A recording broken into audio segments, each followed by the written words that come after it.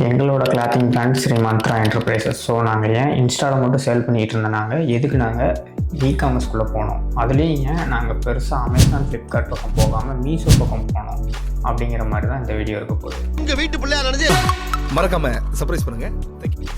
Main reason என்னென்னா, நமக்கு எது கம்ஃபர்ட்டாக இருக்கோ அதில் தான் நம்ம அதிகபட்சம் ஸ்டேபிளாக இருப்போம். நமக்கு அதில் தான் ரொம்ப நாளைக்கு நம்மளால் சஸ்டைனபிளாக கொண்டு போக முடியும்.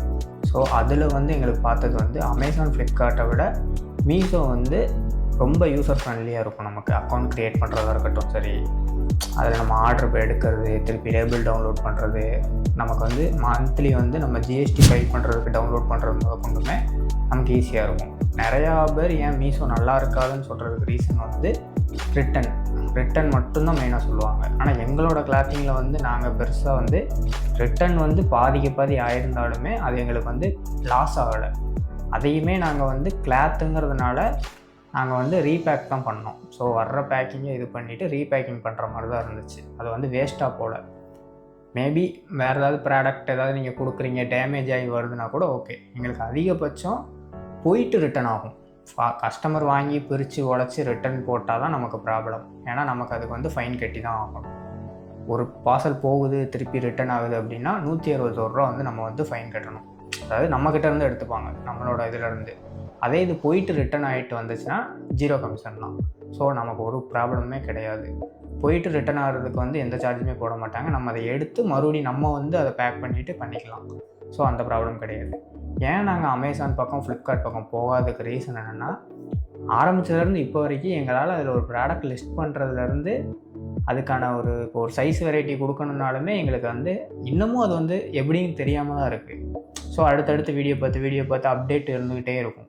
நம்மளால் அதை கடைசி வரைக்கும் அதை கற்றுக்கவும் முடியாது. அதை இது பண்ணுறது ரொம்ப கஷ்டமாக இருக்குது. ரொம்ப கஷ்டம்.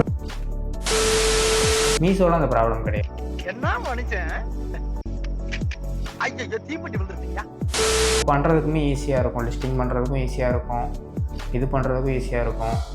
நம்மளால் ஆர்டர்ஸும் நிறையா எடுக்க முடியும், அதுவே ப்ரமோட் பண்ணும். நம்மக்கிட்ட சார்ஜஸும் பிடிக்காது.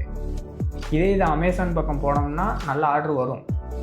அதில் ரீசன் என்னென்னா, நீங்கள் உங்களுக்கு ஆர்டர் வருதுன்னா இன்றைக்கி நீங்கள் பேக் பண்ணி டெலிவரி பண்ணணும். அப்படி பண்ணாமல் விட்டால் உங்களுக்கு உடனே ஃபைன். ஆனால் மீஷோவில் நமக்கு கொஞ்சம் டைம் கொடுப்பாங்க.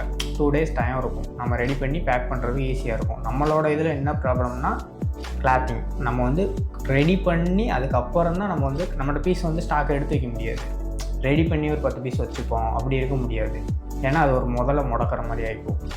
ஸோ அதனால நம்ம அந்த ப்ராசஸ்க்குள்ளே நம்ம போக முடியாது. நம்ம ரெடி பண்ணி அதுக்கப்புறம் தான் இது பண்ணுற மாதிரி இருக்கும். அதுக்கான டைம் அப்படிங்கிறது ஃப்ளிப்கார்ட்லேயோ மீஷோலேயோ கிடையாது, இதுலேயோ கிடையாது, அமேசான்லேயோ. உடனே நம்ம இது பண்ணணும். நம்ம ஒரு வேளை அந்த டயத்துக்குள்ளே கொடுக்கலைன்னா நமக்கு தான் ஃபைன். ரெடி பண்ணலைனாலும் ஃபைன், எதுனாலுமே நமக்கு ஃபைன் அப்படிங்கிற மாதிரியே இருக்கும் அமேசானில் ஃபுல்லாமே. அது இ-காமர்ஸ் ரிலேட்டடாக, பிஸ்னஸ் ரிலேட்டடாக கண்டென்ட் சொல்கிறேன்னா ஃபாலோ பண்ண மறந்துடாதீங்க. ஃபாலோ அண்ட் சப்ஸ்கிரைப் பண்ணி வச்சுக்கோங்க. So thank you.